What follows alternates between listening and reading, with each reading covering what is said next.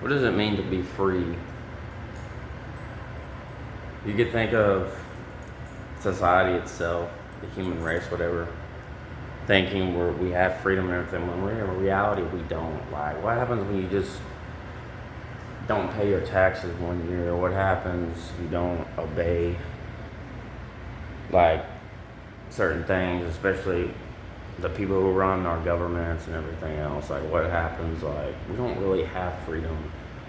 And I promise you, I believe something is going to happen eventually, and soon enough, maybe probably sooner than later, that is going to show people, not just in America, but all over most of the places, but yes, especially in America, that we don't have real freedom. We've never had real freedom, because real freedom doesn't exist in a matrix, in a world that literally represses everything that is true versus things that are just lies. It keeps a lie, but represses everything that is true. And so what does it really mean to be free? By getting out. I think it's really more about a mindset, really. Getting out of this day and age of repression, so on and so forth. And know that you can have freedom in your own mind, because it's really just, it's your mind, really, that's really trapped. And most people's minds are trapped because they really just have real worms in them. They have these spiritual worms all entangled up in their minds,